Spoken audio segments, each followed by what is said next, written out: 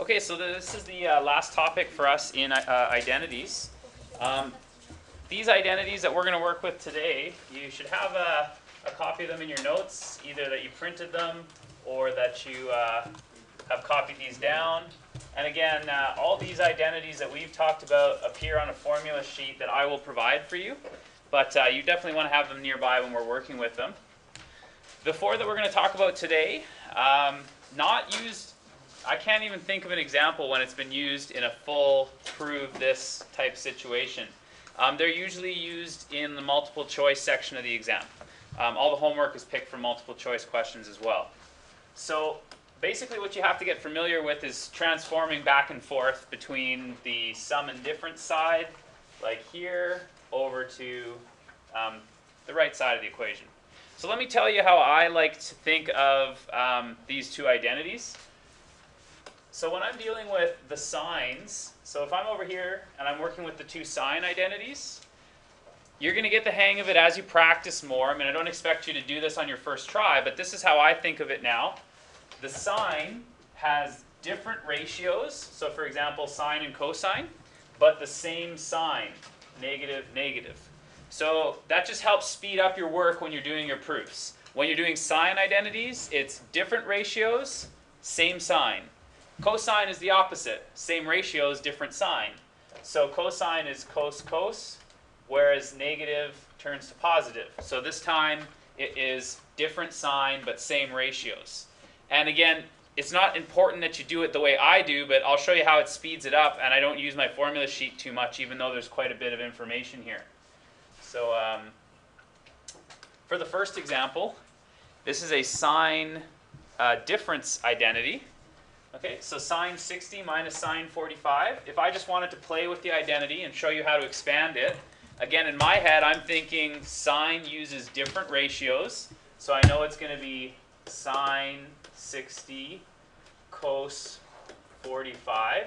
And then I need to switch the angles, so it becomes cos 60 sine 45.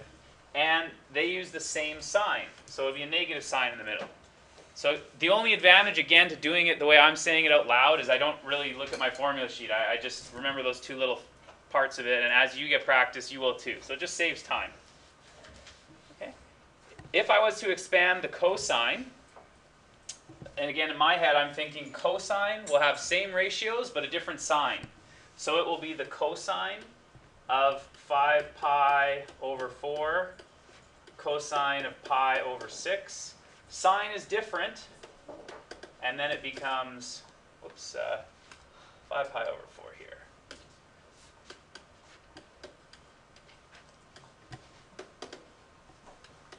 Okay, so that's one way that you may end up using it, that you could see these done. Okay, and one thing I want to draw your attention to, we don't actually do this in British Columbia, but we do this in I shouldn't say we, I should say they do this in other provinces. So like Alberta, I know, for example, does this for sure. Sometimes they're asked to find other exact values, like what's the point of doing this? Well, this is the sine of 15 degrees, or pi over 12. So if you wanted to know what's the exact value, not just the decimal in your calculator, right now, all of you should be able to tell me this exact value, this one, and this one. So using the knowledge you already have, you could also come up with an exact value for the sine of 15 degrees or pi over 12. Not something I'm going to ask you to do, but you know, that's one of the things that these identities are used for in other provinces. Okay. So another thing that I'm going to expect you are going to be comfortable with today is that you condense the identities as well. So we're going backwards this time. So we look at these and we see different ratios. So which one are we talking about? Is this a sine or a cosine identity? Sine. Sine, yeah, good. So the hints work both ways, right? If I look at different identities, I know I'm going to be working with sine. Okay, if it's a sine, what will the... That's confusing. If it's a sine, what will the sign be? If it's a sine, will this be positive or negative here? Negative. Sine is different ratios, same sign. So it's going to be sine of 70 plus 20, which of course, this is easy enough. We should be able to finish this off. It would be sine of 90, which is actually only 1. So that's something that we would have needed a calculator to tell us yesterday, but now we could have answered that without a calculator, that it actually just can shrink down to 1 if we were in that situation. Okay. So I'll let you try the next one. You don't need to come up with the exact values. I'm not going to ask you to do that for this, but I would like you to try condensing this identity down, okay? Okay, so again, a couple of questions you want to ask yourself. Is this going to be a sine or a cosine identity when we condense it? Sorry, what did you say, Myron? How did you know it was cosine?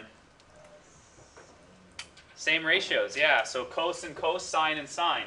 So you're right, it's going to be a cosine. Is it going to be a difference or a sum? Sum. Yeah, if this one was a sum, then it's going to be a difference, because cosine, it changes it. So this will be pi over 6 minus pi over 3.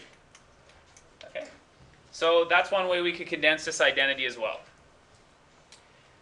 So let's take a look at adding in some letters now. We'll see how we can move these identities around. So these next couple examples are pretty typical of what we would see if we were to do this as a multiple choice situation. So for example, cosine x plus pi over 2.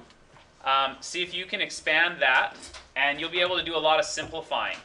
So see if you can cut it down. I'll tell you right now ahead of time, it cuts down to, I think, just a single ratio. So see if you can figure out how it would simplify. Okay, so just to make sure you're on the right track, I'm going to do this one here because it looks like some people were able to get to this spot where they took the expansion properly, but then they were kind of like left here thinking, what am I supposed to do now? So can anybody, oops, sorry, yeah. So what happens when you talk and write at the same time? Can anybody give us some suggestions that, how can we simplify this further? Sure, Connor? Cos pi over 2 is equal to 0. Yeah, so these ones here, cosine pi over 2, that's one of our special angles. Anything else? Yeah, go ahead. Sine pi over 2. Yep. So that way, 0 times anything, it's going to disappear. The only thing that's going to survive here is negative sine x. Okay, so that's kind of your hint to see if you're on the right track. So I'll let you take a look, see if you can do these two on your own, thinking the same way. Okay, so I'll try and catch up. I would assume that most of you are at least done this first one.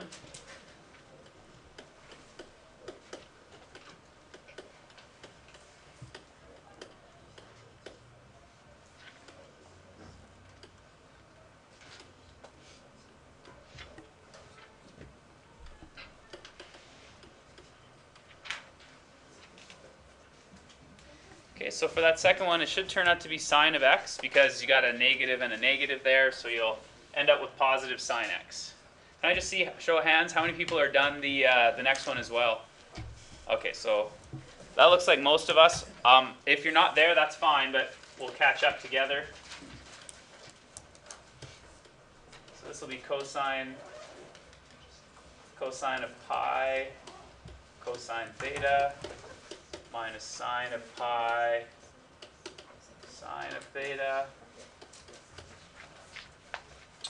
and this time it'll be cosine of, whoops, cosine of pi, cosine theta, minus, sorry, plus pi, sine theta. Okay. So in this situation, let me see, if I just double check this, make sure is that okay? I think so. We can talk about some special values here. So can anybody give us a hint of what replacements we might want to make? So pi over 2 is okay, but pi is not. Anybody can give us a hint? Sure, say this first, Robbie. What's negative 1? Yeah, cos of pi is negative 1. So one thing we could do is we could make this a negative 1. And that means this would be a negative 1 as well. We could also, of course, say sine of pi equals, oh shoot, I forget. What does it equal? Thank you. Okay, it equals 0. We could do that.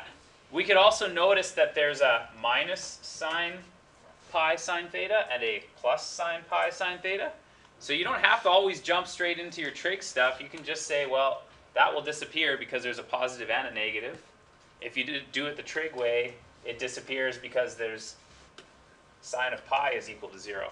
But either way, it works. We're left with negative cos theta plus negative cos theta. So we could cut it down to negative 2 cos theta at the end of it. Okay. So this is the last one that we'll do here. You've got sine and cosine identities in this one. So we'll meet up together, see if we can do this one. Okay, so time for a color change. Let's go with blue. I haven't used blue for a long time.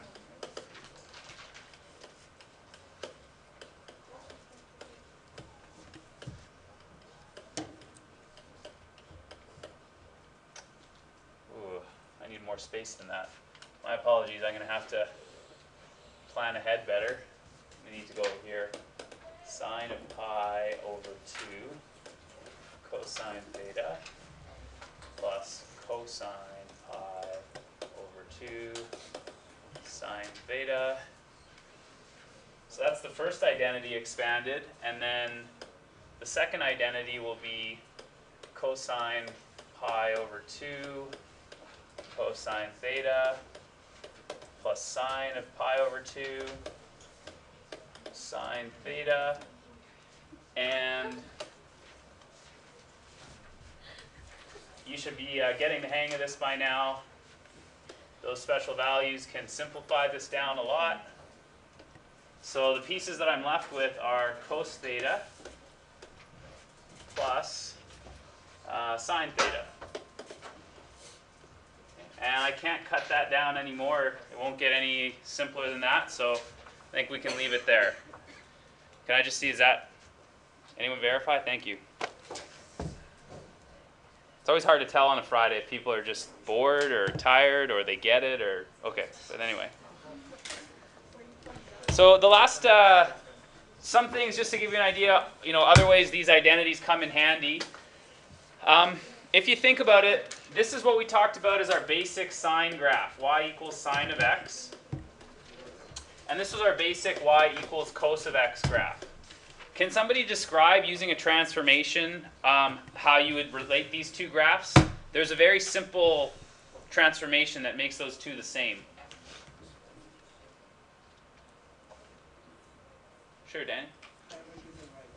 Yeah, so if you take a look at it, if I was to take a look at cosine, there's the cosine graph. If I moved it pi over 2 to the right, that would now be where 0 is, right? That would be the start of the graph. So if I moved it pi over 2 to the right, the cosine graph would look just like the sine graph. So that's one way you could build an identity, is by looking at their graphs. Now that we've got this algebra from these identities, that means we can actually confirm algebraically that this would be cos x cosine pi over 2 plus sine x sine of pi over 2. And cosine of pi over 2 is 0, so that term would disappear. And sine pi over 2 is 1.